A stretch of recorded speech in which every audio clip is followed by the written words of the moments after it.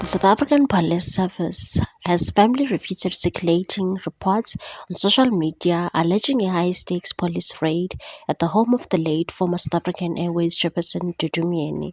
According to the widely shared and now discredited reports, members of SAPS National Intervention Unit (NIU) allegedly stormed a property in Richards Bay, KwaZulu-Natal, said to be owned by Myeni's son, Thalente Myeni.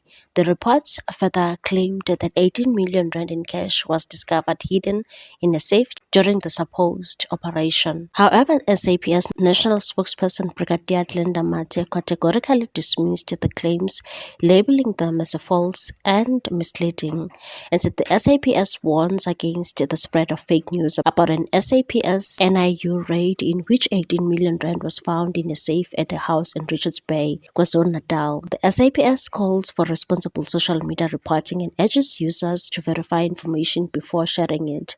No such raid was conducted by any SAPS unit, including the NIU. The policy's rebuttal comes amid growing concern over the role of unverified social media content in stalking public misinformation, particularly involving high-profile individuals and law enforcement agencies.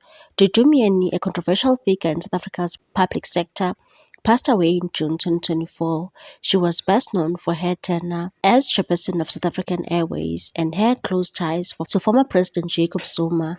In 2015, she was appointed chairperson of the Jacob Zuma Foundation. Over the years, Myeni served on several boards, including the South African Association of Water Utilities, and ran a consulting firm in the late 1990s that implemented social development initiatives in the Richards Bay area. However, her reputation suffered a major blow in 2020 when the Pretoria High Court declared her delinquent director for life following investigation into her leadership at SAA. At the time of her death, she was facing fraud and corruption charges related to the Bosasa scandal with alleged bribes amounting to 300,000 rand. She had been released on a 10,000 rand bail. With SAPS setting the record straight, the incident serves as yet another reminder of the dangers of misinformation and the importance of verifying facts before spreading them online.